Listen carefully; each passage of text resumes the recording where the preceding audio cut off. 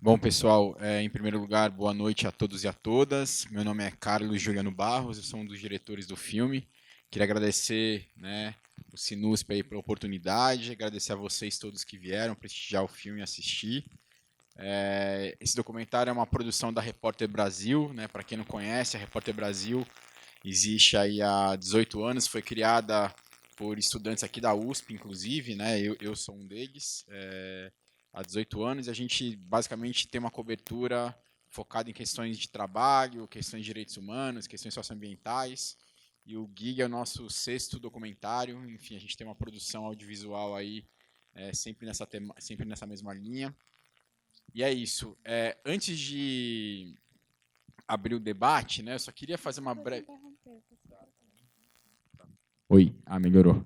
Antes de abrir para o debate, eu só queria fazer uma breve abertura, né, assim, uma breve fala, pontuando algumas questões, e aí acho que com base nisso a gente pode conversar, né? Então vamos lá. Eu acho que é inegável, né, que os aplicativos, tais quais, né, nós os conhecemos, enfim, eles facilitaram a vida de muita gente, eles democratizaram o acesso a serviços que antes eram mais caros, enfim, eles se tornaram parte do nosso dia a dia. Se a gente fizer uma breve pesquisa aqui, imagino que alguns de vocês tenham vindo para cá de Uber, tenham pedido comida, né, nas últimas 24 horas por meio, sei lá, de um iFood da vida. E é inegável, então, que esses aplicativos fazem parte da nossa vida. Porém, né, acho que havia uma série de questões que estavam ocultas e que, muito recentemente, têm vindo a público, né, e têm gerado debate. Questões essas que, fora aqui do Brasil, né, nos Estados Unidos e na Europa, né, principalmente nos Estados Unidos, já vinham sendo debatidas há muito, muito tempo, né? A gente começou a fazer esse filme faz 2 anos, e naquela época também esse era um debate muito pouco divulgado, era uma discussão muito incipiente ainda, né? E até porque também debater esse assunto é muito complexo, porque é um tema, né? Enfim, é uma área que muda muito, muito rapidamente, as coisas mudam muito rapidamente. Quando a gente começou a fazer o filme, por exemplo, o entregador de bicicleta, que hoje eu acho que é o trabalhador por excelência da gig economy, né, já virou uma figura, né, da paisagem da cidade, assim, né, todo mundo aqui se depara diariamente com um entregador de bicicleta e sequer existia, né? Quando a gente começou a fazer o filme 2 anos atrás, a questão ainda girava em torno dos motoboys, né? E aí, no transcorrer, né, das filmagens, é que apareceu a figura do entregador de bicicleta, e hoje ele enfim, né, a gente não consegue nem dimensionar a quantidade de pessoas que estão ganhando a vida fazendo isso. E aí, então, eu queria dividir minha fala em 3 aspectos principais, né? O primeiro deles é o aspecto jurídico, né? O nosso filme ele se foca muito na questão trabalhista, né? E há uma grande discussão se existe ou não vínculo empregatício entre essas plataformas e os trabalhadores. Se a gente pensar nos 4 elementos que configuram um vínculo empregatício, né, que são onerosidade, habitualidade, pessoalidade e subordinação, né, são os 4 pilares aí, né, de uma relação de emprego com vínculo empregatício, me parece muito evidente que esses 4 pilares constam, né, dessa relação entre trabalhadores e plataformas. As plataformas elas argumentam, né, que não existe subordinação porque os trabalhadores têm a liberdade e a flexibilidade de trabalhar quando eles quiserem e podem ou não aceitar uma corrida. Mas, assim, enfim, para além do fato de que todo o processo de trabalho é controlado, né, e o filme acho que mostra isso muito facilmente, acho que até existe uma certa confusão de conceitos aí, porque a ideia de flexibilidade não é incompatível com a noção de vínculo empregatício. E vou dar um exemplo para vocês. A ideia de home office, por exemplo. A minha esposa trabalha numa grande empresa, e essa empresa ela obrigatoriamente faz com que os trabalhadores, né, seus funcionários, trabalhem 2 dias por semana de casa. E a empresa não está na minha casa vendo o que minha esposa está fazendo, né? Então, enfim, ela tem uma flexibilidade, ela pode controlar o horário dela, ela pode, né, sair para nadar, ela vai buscar nossa filha, enfim, ela pode fazer uma série de atividades, e a empresa não está lá, né, com os olhos vigilantes para saber o que ela está fazendo. Então, enfim, essa ideia de flexibilidade e de de controle, ela não é incompatível com a ideia de vínculo, né? Então, eu acho que essa é uma primeira questão. Há uma série de ações, né, que vêm sendo movidas aí, no Brasil pelas autoridades competentes, Ministério Público do Trabalho, para além das ações individuais que muitos motoristas e entregadores vêm também movendo contra as plataformas, reivindicando essa ideia de vínculo empregatício. No transcorrer do debate, a gente pode até também discutir a ideia de... teve um caso famoso aí, que acho que vocês devem ter lido a respeito, sobre uma decisão do STJ, né? Depois a gente fala sobre isso mais detidamente, porque isso também gerou uma série de confusões aí sobre se haveria ou não uma pacificação do entendimento, né, a respeito da existência de vínculo empregatício entre essas empresas e os trabalhadores. Um segundo aspecto que eu queria abordar é a questão estritamente econômica, e talvez seja uma das mais curiosas, e, na verdade, é o assunto que hoje mais me desperta atenção. Infelizmente, o filme acaba não entrando tão profundamente nesse assunto, mas, assim, muita gente se surpreende com a informação de que boa parte dessas plataformas são deficitárias, elas não dão lucro, né? Isso tem a ver com um momento muito específico da economia mundial, né? A gente está vivendo um momento de extrema liquidez, né? Nos países avançados, principalmente, né? As taxas de juros são baixíssimas, tem países com taxas de juros negativas.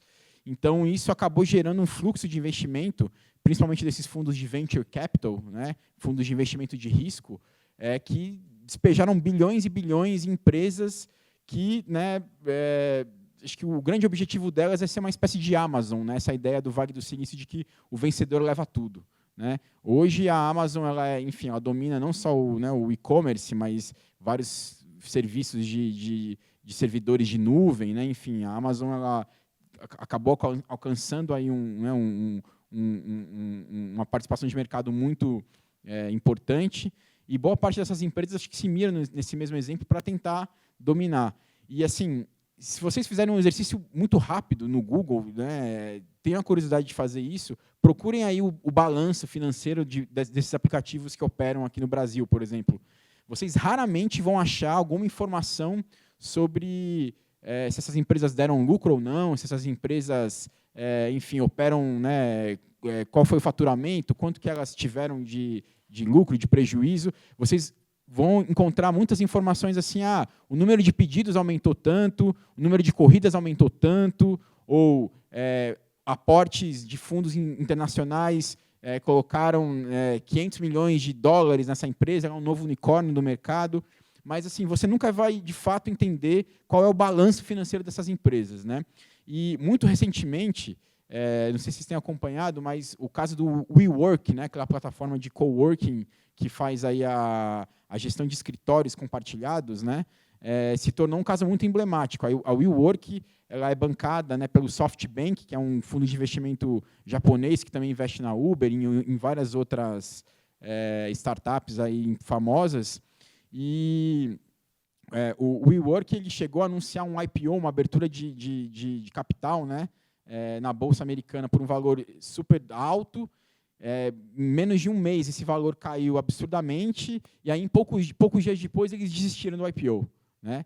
E aí, agora, inclusive, o fundador do WeWork foi destituído do cargo, eles intervieram, né, na direção e colocaram agora um novo gestor. Enfim, e é muito curioso assim que mesmo publicações, né, insuspeitas aí de esquerdismo ou críticas afins, né, vem questionando duramente essa ideia, né, de que essas empresas possam sobreviver, né? Tem até uma publicação americana chamada Business Insider, né, enfim, o próprio nome já mostra, né, qual é a linha editorial da publicação, né, em que eles batem demais no WeWork, assim, tem até um colunista que chama esse tipo de plataforma de counterfeit capitalism, né, capitalismo falsificado, essa ideia de que a empresa não precisa dar lucro e, enfim, sabe-se lá como isso vai ser retornado no futuro. Então, enfim, essa também é uma dimensão que é extremamente importante para entender, né, o estado da coisa aí, o estado da arte dessas plataformas. E um terceiro aspecto que eu queria abordar com vocês já para finalizar minha fala é o campo estritamente ideológico, né, para usar uma palavra aí que está bem em moda no nosso campo político aí. essas plataformas, elas têm no DNA delas, né, enfim, na forma como elas são constituídas, uma total alergia à regulação, né, qualquer tipo de regulação. A gente está falando aqui mais da parte de trabalhista, mas assim, é regulação tributária, regulação de transparência de dados, enfim, é uma vontade total assim de tocar o negócio como elas bem entenderem, sem prestar qualquer tipo de esclarecimento. Isso está no DNA dessas plataformas. E vou dar um caso vou citar um exemplo muito interessante. Vocês já ouviram falar do Picap, que é um aplicativo de mototáxi que está em operação aqui em São Paulo?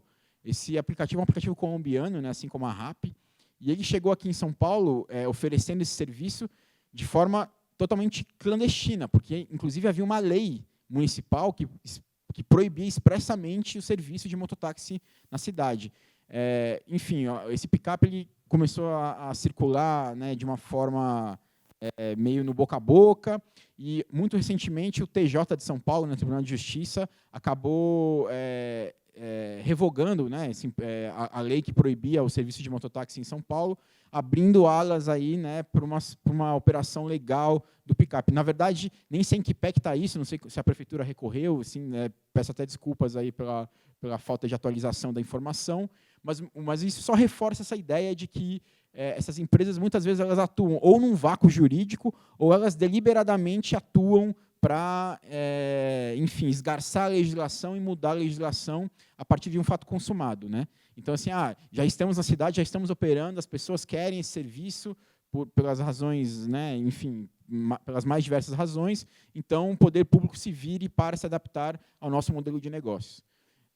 Acho que o caso das patinetes também é muito emblemático, né? Enfim, quando a gente quase tropeça, né, nas patinetes quando a gente está andando, mas assim, as pessoas se sentem violentadas quando a gente, né, se propõe discutir algum tipo de regulação, né, de uso das patinetes, porque, enfim, né, tem a ver com a segurança das pessoas, mas tem a ver também com o uso do espaço público, né? Mas parece que propor algum tipo de regulação para essas empresas é quase que uma afronta existencial, assim. Enfim, acho que era isso, né? Para a gente começar a discutir, são essas as minhas primeiras colocações. Se alguém tiver alguma pergunta, fique à vontade também para debater. E, mais uma vez, agradeço a oportunidade e a presença de todos.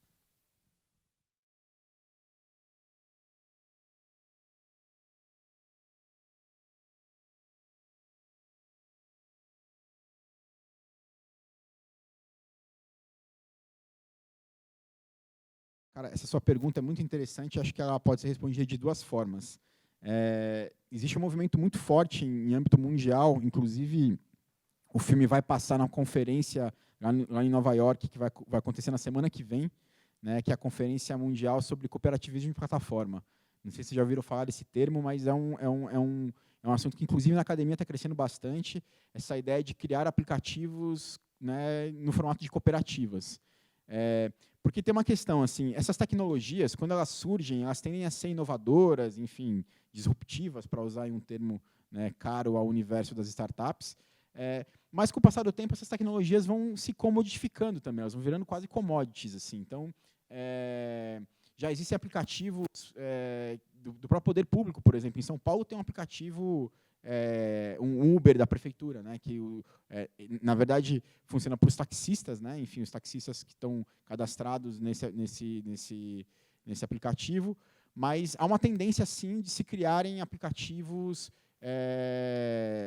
de cooperativas. Para ser sincero, não é um tema que eu domino tanto, também, enfim, não era o nosso objetivo no filme. Acho que o filme tinha esse objetivo de abrir essa discussão, trazer essa discussão para o Brasil, que ainda é muito incipiente. Eu acho que, muito recentemente, é que essas matérias vêm sendo publicadas, enfim, né, aquele caso do entregador da Rappi, que acabou falecendo, também deu uma outra dimensão para essa história. Mas o cooperativo de plataforma ele é uma saída, digamos assim. Um outro aspecto interessante disso que você comentou é a questão da representatividade, né? Na minha modesta opinião, mais do que os motoristas de aplicativo, eu acho que a grande categoria, né, uberizada do Brasil são os entregadores, né? Enfim, hoje tem entregador fazendo entrega com todo tipo de veículo, né? Assim, até de pogobol, daqui a pouco a gente vai ver o pessoal fazendo entrega, né? Patinete, bicicleta, patins, Já viram gente de patins fazendo entrega? Eu já vi vários. Enfim, moto.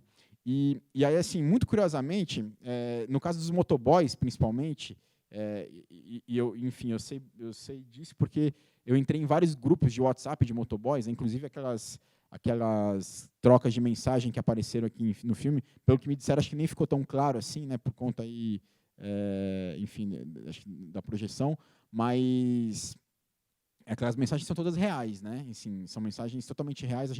Os áudios são dublados, mas são áudios também 100% verdadeiros. E eu, então, assim, consegui acompanhar muito de perto, né, a discussão entre os motoboys. E aconteceu uma coisa muito interessante. Aqui em São Paulo tinha um sindicato dos motoboys que é muito atuante, assim, um sindicato importante, com lutas históricas, né? Não sei se vocês se lembram, mas um tempo atrás o Habib's, né, tinha feito uma promoção. Vocês se lembram disso? Se vocês não recebessem em 28 minutos a entrega, vocês não pagavam nada, né? E evidentemente que isso ia dar conta do entregador. E o sindicato teve um papel muito importante de resistência a isso, inclusive também na criação das leis que garantem mais proteção, né? Existe uma lei federal que impede o oferecimento de bônus, né, de recompensas para que o motoboy corra, porque evidentemente é uma profissão de altíssimo risco, né? Então existe uma lei federal que proíbe isso e os aplicativos, assim, né, descumprem isso de forma cabal, né? Então, e aí o que aconteceu? Os aplicativos eles fomentaram a criação de uma outra associação, né? Então, hoje tem o sindicato, que acaba representando os motoboys que ainda são seletizados nas empresas express, né, que ainda existem e que, enfim, estão cada vez mais com dificuldade de sobreviver, evidentemente, né, porque não conseguem competir com os aplicativos. E tem essa associação de motoboys que foi criada para, em tese, dialogar mais facilmente com as plataformas. E eu me lembro que a gente passou esse filme na Câmara dos Vereadores e tinha lá os representantes, né, dessa associação. Nesse dia eu falei, caramba, hoje a gente vai ter uma porrada, né? Porque assim, os caras vão defender pra caramba o aplicativo, enfim. Porque os primeiros motoboys, né, os motoboys mais antigos, os motoboys regulamentados, placa vermelha, que entraram e surfaram o começo dessa onda, eles se deram bem, né? Ganharam bem. Na verdade, assim, isso também aconteceu com os motoristas de Uber. Quem nunca ouviu essa história de que no começo o cara ganhava 8, 10 pau, o cara ganhava para nem rodar, ficava parado, estava ganhando, né? Hoje em dia, assim, a renda de um motorista de Uber na ponta do lápis é R$2.000, né? Inclusive, se vocês duvidarem desse cálculo, entrem no Marlon do Uber. Já viram falar desse canal do YouTube? É um motorista do Uber, né? Que, enfim, é um cara que também se ligou que essa onda em algum momento ia baixar, ele virou um youtuber, que, né, enfim, que defende a Uber, e ele tem o vídeo que está hoje lá em primeiro lugar no canal dele, é uma comparação entre o rendimento dos motoristas de Uber e outras profissões. E aí ele faz lá, né, uma comparação e ele fala, ó, hoje em dia o motorista de Uber, né, médio está ganhando uns 2.000, 2.200. Quantas profissões, né, pagam R$2.000, R$2.200?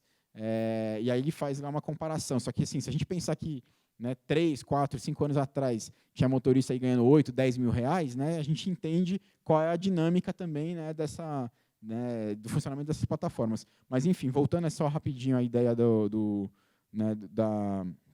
dessa associação, a gente estava lá na Câmara dos Vereadores discutindo, e eu falei, nossa, agora, né, o presidente da associação pegou o microfone, eu falei, agora vai vir porrada, vou ser achincalhado publicamente aqui por conta do filme. Só elogio, cara. Ele falou, cara, é exatamente isso, o filme mostra muito bem a realidade, parabéns. E é muito curioso que mesmo essa associação que, num passado não tão distante, tinha um discurso de extrema defesa dos aplicativos, já começou a mudar, porque também eles começaram a perceber, né? Existe uma empresa que é a Log, acho que vocês conhecem, né? A Log assim, acho que comparativamente, né, pelo que eu ouço dos motoboys falando, é a melhor, é o sonho de consumo dos motoboys, porque a Log também ela não faz só entrega de comida, né? Inclusive para os motoboys, né, entregar comida é quase um subtrabalho, assim, né? O motoboy que entrega comida, isso para eles é um bico, né? O cara de dia ele faz as entregas de produtos, documentos, enfim, que tem um valor um pouco maior, e à noite eles complementam a renda numa pizzaria. Historicamente, essa era a vida do motoboy, né? Só que agora o que aconteceu é que tem essa corrida para o fundo do poço, assim. Então está todo mundo competindo ali, né, pelas entregas mais baratas. E, enfim, e aí foi isso, assim. Eu acho que o que aconteceu, mesmo a Log, que era uma empresa que era tida como mais interessante para os motoboys, né, ela tem duas categorias, tem a Log Prime e a Log Start, né? O Prime são os motoboys mais antigos, os profissionais mesmo, de fato, que fazem essas entregas, né, de e-commerce, de produtos, de documentos, e o Start é o cara que, enfim, é o placa cinza, como eles falam, que não tem nenhum tipo de certificação, de habilitação para ser motoboy. Só que o que está acontecendo é que, mesmo quem está no Prime está sendo empurrado para o Start. As remunerações estão baixando, então acho que esse boom já passou, né, para os entregadores. Enfim, o negócio virou um grande dumbico. Então é isso, assim. Acho que ocorreu essa cisão na categoria também. Alguns que defendem o aplicativo, outros que questionam, mas mesmo os que defendem, eu acho que já começaram a baixar um pouco a euforia, assim.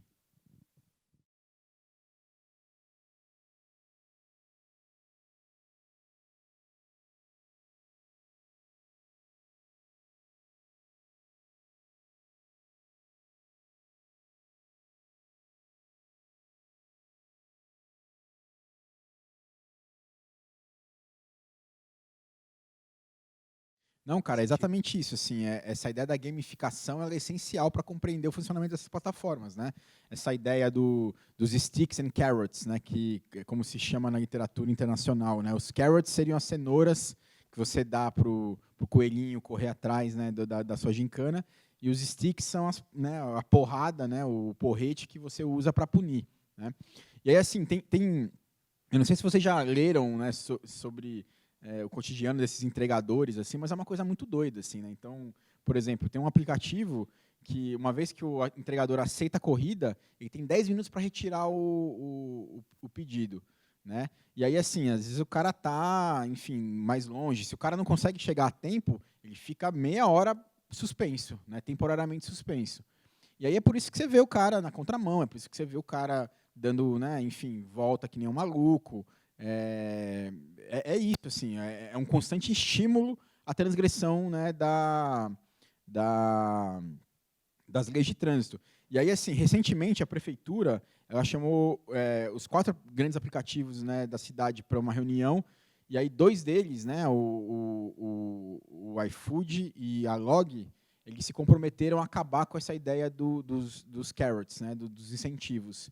E a Rappi e a Uber Eats não participaram dessa reunião e então não assumiram esse compromisso público.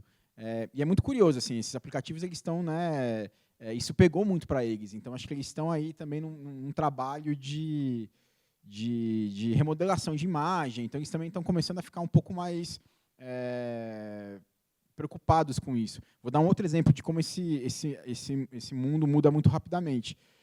O iFood recentemente anunciou que agora os entregadores têm um seguro enquanto eles estiverem fazendo a entrega. Então, se o cara se acidentar, ele tem um seguro lá para pagar, enfim, né, as despesas médicas. Se ele morrer, ele tem um seguro lá também que garante um ressarcimento para a família. Isso é totalmente novo, né? Totalmente novo, assim. Isso foi anunciado faz uma semana, 10 dias. Né? Quando a gente começou a fazer o filme, quando a gente lançou o filme, isso não existia ainda. Então, enfim, são mudanças positivas, evidentemente, né? Mas que já são reflexos aí também, né, desse caldo crítico que o filme ajudou a construir. E aí, só outra discussão. O que você falou no começo mesmo, cara? Desculpa. Por parte do consumidor, né? Muita gente pergunta sobre isso, assim, né? Como é que o consumidor vai lidar com isso? E aí eu tenho uma opinião assim, eu acho meio covarde até cobrar do consumidor alguma reação com relação a isso, assim, porque, enfim, eu tenho muitas dúvidas assim sobre a potência e a eficácia, né, dessa noção de consumo consciente. Eu acho que já existem aí mecanismos, né, regulatórios que são a legislação trabalhista, enfim, né, que garantem aí uma melhoria das condições de trabalho para eles, e isso, inevitavelmente, vai acabar mudando esse mercado, né? E é muito curioso, assim, porque os aplicativos, né, eles dizem, eles se ancoram, né, se escoram nesse discurso de que a eleição trabalhista ela vai impedir a geração de postos de trabalho, enfim. Só que isso não é consenso nem entre os economistas mais liberais, assim, né? Se vocês fizeram uma pesquisa sobre isso também, eu leio bastante sobre isso.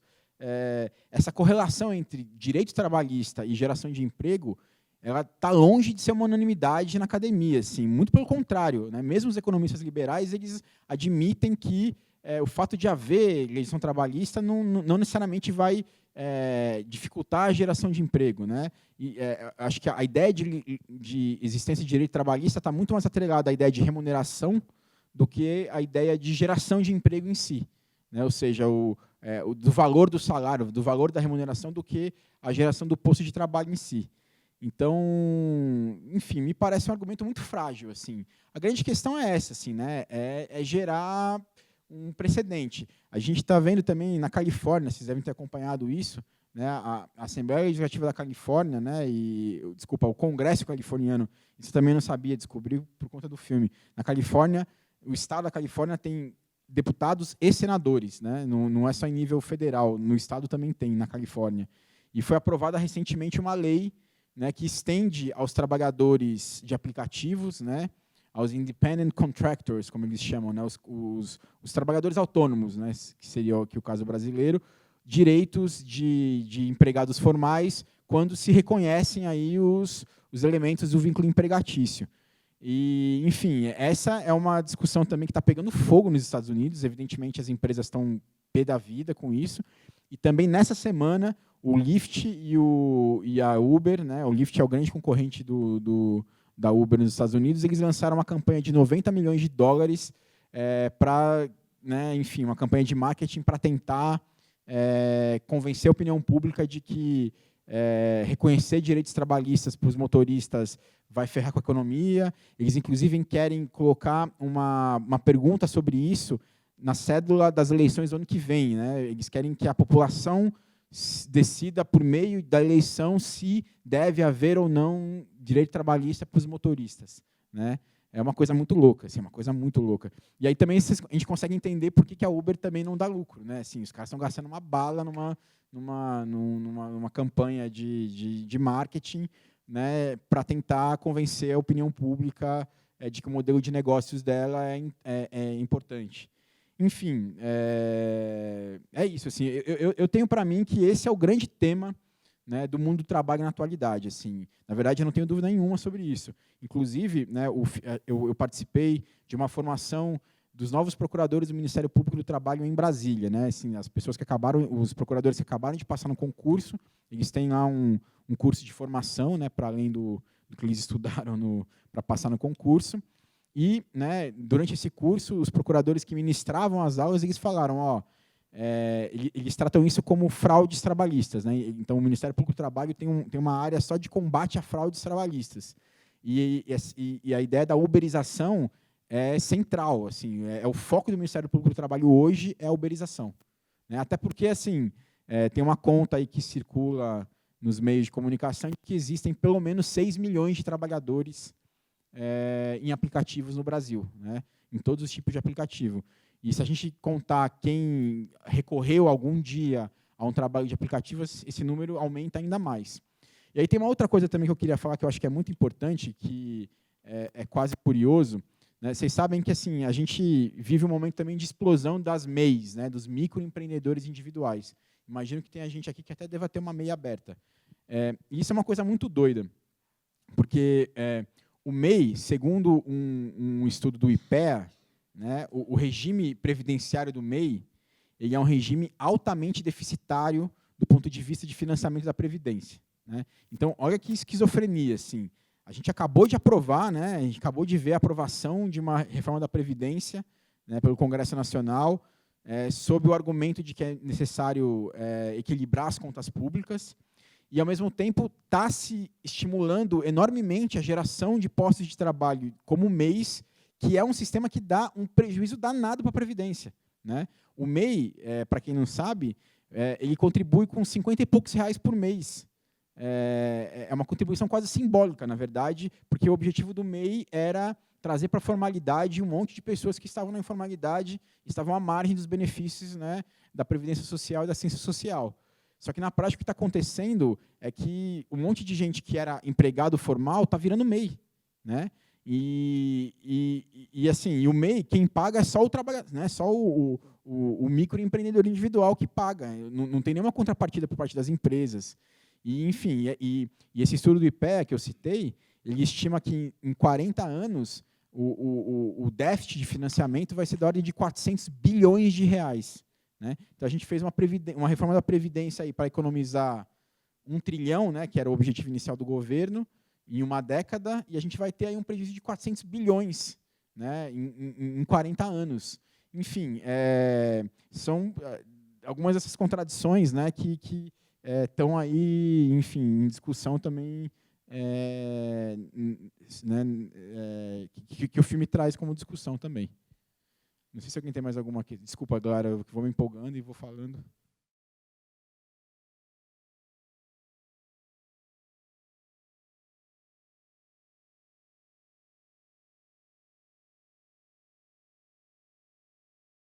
Tem alguém aqui da economia? Não. Existe um conceito na economia que é curva de Phillips, né? Resumindo mal e porcamente, a curva de Phillips ela relaciona inflação e desemprego, né? Então, vamos lá, vamos acompanhar o raciocínio. Se tem muita gente empregada e muita gente com dinheiro no bolso, as pessoas têm dinheiro para gastar. Se as pessoas têm dinheiro para gastar, por essa lei de oferta e demanda, os preços tendem a aumentar, certo? Se tem muita gente desempregada, não tem dinheiro circulando, os preços caem. Isso é basicamente o que a curva de Phillips diz, né? Enfim, há algumas nuances aí, mas o funcionamento da curva de Phillips é mais ou menos esse. O que acontece? Nos Estados Unidos, por exemplo, a gente assiste ao menor desemprego da história dos Estados Unidos. Os Estados Unidos hoje está vivendo uma situação de completo, né, pleno emprego, assim, e a inflação continua baixíssima. Então, alguns economistas importantes nos Estados Unidos eles dizem que a curva de Phillips quebrou. A curva de Phillips não se verifica mais. Ou seja, está todo mundo com trabalho e a inflação não sobe. Por quê? Né? E aí, uma das explicações que alguns economistas dizem, inclusive o Larry Summers, que foi secretário, né, do Bill Clinton, secretário do Tesouro do Bill Clinton, ele diz assim, cara, o que está acontecendo é que os postos de trabalho que estão sendo criados nessa nova economia, eles pagam tão mal que as pessoas já não têm mais poder de compra e isso não pressiona mais a inflação. Então, assim, isso tem muito a ver com o que o Abramovay, que é um dos nossos entrevistados, diz, né, que é o conceito de dualização do mercado de trabalho. Essa ideia de que você tem uma pequena minoria de pessoas que ganham bem, que têm trabalhos incríveis, criativos, né, design thinking, viajam pelo mundo, né, enfim, tem trabalhos legais, e uma imensa maioria de pessoas que estão se virando nos 30 para pagar a conta. Né? Isso tem a ver com a erosão da classe média, isso tem a ver com, né, concentração de renda. A Folha, muito recentemente, lançou um especial sobre desigualdade no mundo, não sei se vocês chegaram a ver, é bem legal, procurem. E aí, assim, inclusive tem uns documentáriozinhos curtos da Folha no YouTube, né, acessem lá. E aí, assim, pode parecer meio maluquice, né, mas é verdade, assim, acreditem. A renda dos americanos nos últimos 40 anos está completamente estagnado. Então, assim, um cara que era operário nos Estados Unidos, ele ganha hoje o que ele ganhava 40 anos atrás. Inclusive, tem cara nesse documentário da Folha falando isso. Olha, 40 anos atrás eu ganhava $7 por hora e eu tinha uma casa, eu tinha um carro, meus filhos tinham uma condição de vida bacana. Hoje eu ganho $7,25 e eu preciso né, assim, pegar roupa no sebo aqui, no sebo não, no brechó aqui comunitário, porque eu não consigo comprar roupa para mim. Então, assim, é isso, assim, né? Então, acho que todo esse aparato, né, ele toda essa economia ela é extremamente concentradora de renda, né? Então, assim, se vocês pensarem também, tem uns dados muito interessantes, né? Se você comparar, por exemplo, a GM 40, 50 anos atrás, para gerar um mesmo nível de riqueza que um Google gera hoje, ela empregava, sei lá, 300, 400 vezes mais pessoas do que o Google emprega hoje, né? Então, é uma... E essas empresas de tecnologia, assim, bom, o pessoal aqui é um pouco, em média, talvez seja um pouco mais novo do que eu, mas quem se lembrava do Google, né, quem conhecia o Google 10 anos atrás, assim, né? O Google, quando eu entrei na faculdade, eu entrei em 2000 aqui na ECA, o Google já existia, já faz 20 anos, mas, enfim, 20 anos atrás o Google sequer existia, né? Assim, mesmo o Facebook, então o Facebook é aqui de 2008, 2009, a gente está falando de empresas que num período de tempo muito, muito curto, explodiram, conquistaram, né, um valor de mercado astronômico e concentraram renda de uma maneira absurda, né? A Amazon é um exemplo também muito importante. Assim, a gente fala muito do Google, fala muito do Facebook, mas a Amazon talvez seja uma das mais importantes, porque a Amazon, a gente acha que a Amazon, o grande negócio dela é o e-commerce, né? Você compra um livro pela Amazon, e a Amazon quebrou todas as livrarias, enfim, Saraiva, Cultura, está tudo em recuperação judicial porque não consegue competir com a Amazon. Mas o grande serviço que a Amazon presta não é o e-commerce, é o serviço de nuvem, né? de estocagem de informação que as outras empresas usam. Enfim, é um serviço competente, é um serviço bem feito, não estou nem entrando nesse mérito. Mas, assim, imagine que é uma empresa que surgiu em pouquíssimo tempo e concentrou um grau de riqueza enorme, né? E as condições de trabalho nos galpões da Amazon também são um caso bastante famoso, assim, de exploração do trabalho. Gamificação, aquele rapaz, acho que ele não está aqui mais, perguntou de gamificação. Procura uma matéria, cara, depois, se tiver curiosidade, sobre como é que é a gamificação no ambiente de trabalho da Amazon. Tem um pessoal que trabalha nos armazéns, é uma matéria, se eu não me engano, da The Verge, né, que é uma revista americana bem legal. E aí, assim, tem uns caras que trabalham na linha de produção e tem uma tela na frente dele que meio que imita os movimentos que ele próprio faz, que é justamente nessa ideia de que o cara se vê na tela como se ele fosse um personagem de videogame e aquilo vai estimulando o cara a ter um desempenho melhor, uma performance melhor, e o negócio vai bombando.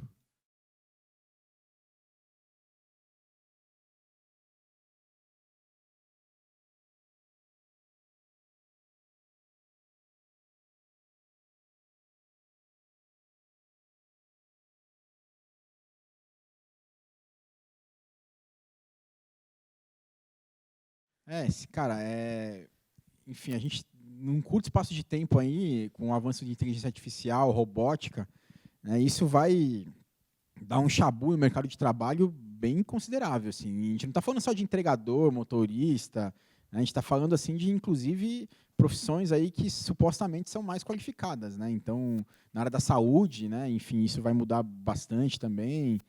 É difícil, assim, é uma discussão difícil dizer para onde esse caminho vai apontar. E não à toa, no Vale do Silício, essa discussão sobre renda mínima, né, que aqui no Brasil foi eternizada pelo Suplicy, né, no Vale do Silício ela virou um mantra. Assim. E aí tem uma discussão, até o David Harvey, né, nessa entrevista que a gente fez com ele fala assim, a gente precisa entender qual é o conceito de renda mínima que a gente quer. Né? Uma coisa é você ter um conceito de renda mínima que, enfim, garanta um mínimo para as pessoas subsistirem, mas garantindo ainda a elas serviços públicos de qualidade, uma vida em comunidade. Né? Outra coisa é você dar uma renda mínima, né, para a pessoa ter que comprar absolutamente tudo. Né? E aí, assim, a liberdade dela vai ser poder pagar o plano de Netflix, né, para ela se sentir confortável ali no fim do mês. Então, enfim, é uma discussão também que está crescendo muito, essa ideia de renda mínima.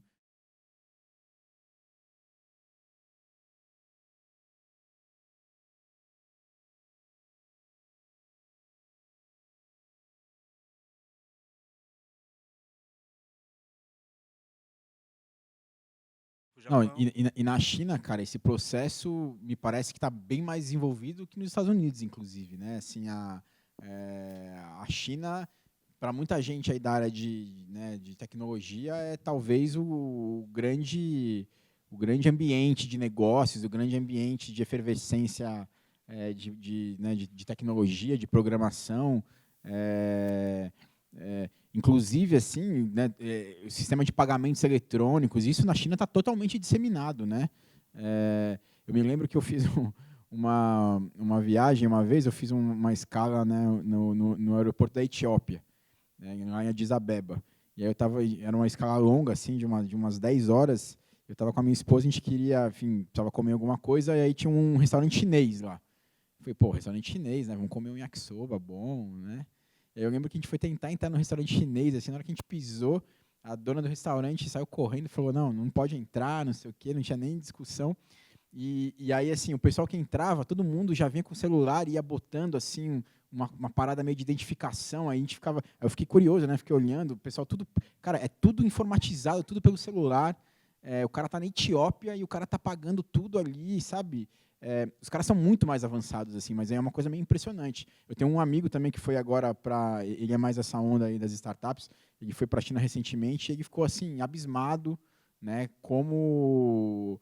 Lá, esses sistemas de entrega, esses aplicativos de entrega também estão completamente disseminados. As pessoas, né, pedem tudo por aplicativo, pedem tudo por celular. E ainda lá tem esse culto ao trabalho, né, enfim, esse culto ao trabalho duro, que é bem característico, né, da China. Então, para eles, assim, esse lance de, sei lá, trabalhar 14, 15, 16 horas ininterruptamente enfim, é uma coisa do jogo, né? Então, difícil, cara, difícil assim, entender como é que a gente vai conseguir competir, né, nessa economia global aí. Então, é difícil prever para onde, né, para onde isso vai, assim.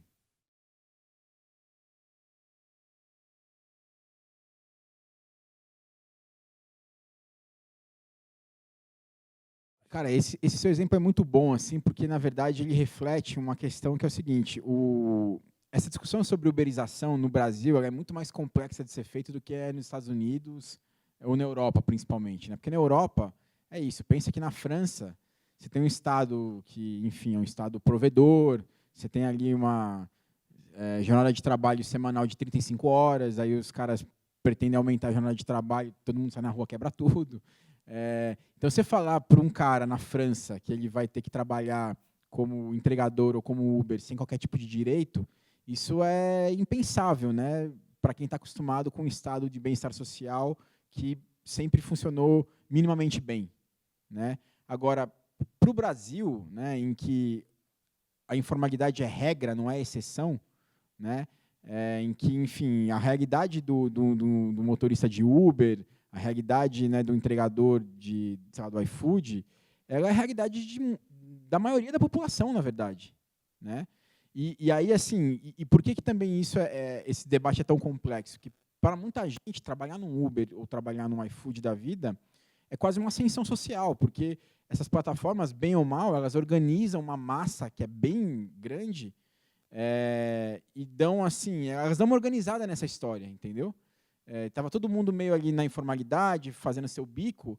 Essas plataformas, elas não registram a carteira de ninguém, mas elas dão uma organizada ali né, na atividade que aparentemente garantem a essas pessoas uma sensação de ascensão, né? E aí eu vou dar um outro exemplo, não sei se vocês viram também essa semana, né? A 99, também como uma espécie de benefício para os seus motoristas, ela lançou uma parceria com o Gympass, né? Gympass é aquela startup que permite que você malhe, faça academia em diversas academias. Você não precisa malhar numa academia específica, né? Com esse Gympass, você consegue malhar em qualquer academia que pertença à rede, né, conveniada aí ao Gympass. Então, eles lançaram essa parceria como uma espécie de benefício para o trabalhador. Então, para o cara que fazia a linha do Uber ali, né, esse serviço que você falou, compete com ônibus, né, trabalhar numa 99 da vida, às vezes compensa, porque para o cara pode ganhar um pouco mais ou a mesma coisa, e o cara vai ter alguns benefícios que o aplicativo oferece. Enfim, a grande discussão é a que ponto queremos chegar, né, como sociedade, enfim, e como esse sistema ele pode se generalizar, né, para o setor de serviços, né, de forma mais ampla e desarticular os sistemas de proteção social que a gente mal e porcamente construiu no Brasil, né? Então, assim, a gente tem aí um INSS que, enfim, não funciona às mil maravilhas, mas funciona, né? Então, ainda garante um colchão social mínimo ali. Então, em última instância, a gente está debatendo um projeto de sociedade, cara. Assim, de um lado, quem está querendo ainda tentar construir esse colchão mínimo, né, solidário, em que as pessoas contribuem umas para as outras para garantir uma proteção, e de outro, esse pega para capado, cara, trabalha, né, a vida é dura para quem é mole, se você trabalhar duro, você vai pagar suas contas e vai dar tudo certo, né, que é um discurso que tem muita aderência também, né, cara, assim, ainda mais nesse contexto político que a gente está vivendo, assim. Enfim, é uma discussão longa também, mas que aqui nos países subdesenvolvidos, né, essa ideia de informalidade ela sempre existiu. Então, um Uber da vida não é necessariamente uma novidade, ele é apenas uma recalchutagem de um processo que sempre esteve aí.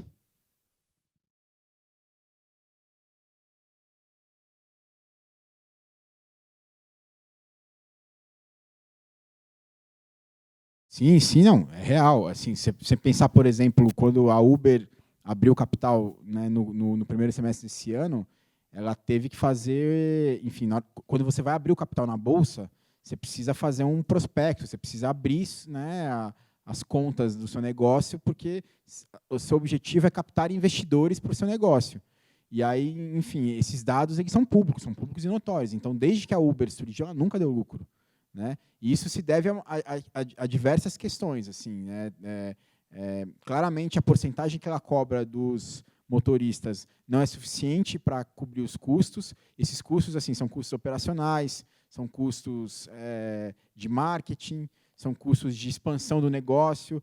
Porque, assim, pensa, enfim, toda hora você recebe promoção né, nos aplicativos. Tem um monte de gente que fala assim, cara, a cada 2 semanas eu como de graça, né, de uma promoção aí que o iFood da vida faz. Né? Ou você, hoje 20% de desconto numa corrida, né, de uma 99 ou de um Uber da vida.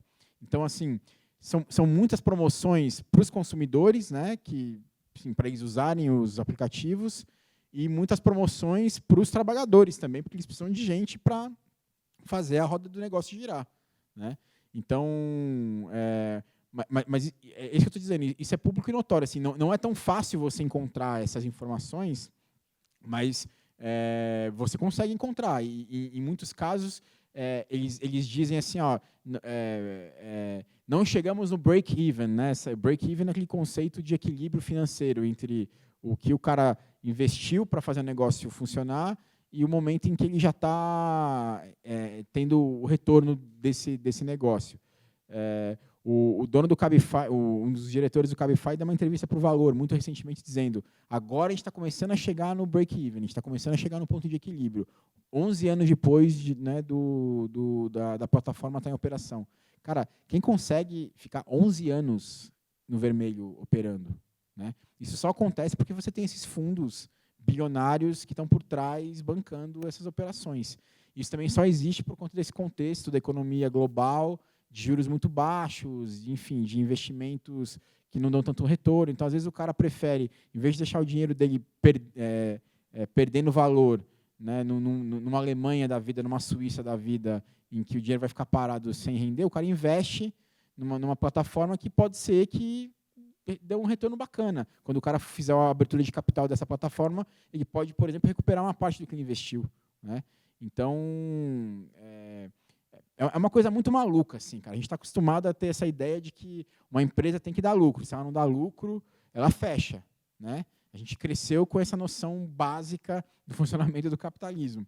Mas é por isso que existem algumas pessoas questionando, né, e dizendo que isso essa cena das startups é um capitalismo falsificado, assim, porque elas claramente não estão interessadas, num primeiro momento, nisso. Né? O objetivo delas é mais de longo prazo. É um objetivo de conquista de mercado, enfim, de geração de outros negócios a partir dos dados que elas vão computando. É uma outra forma de ver né, o funcionamento da economia.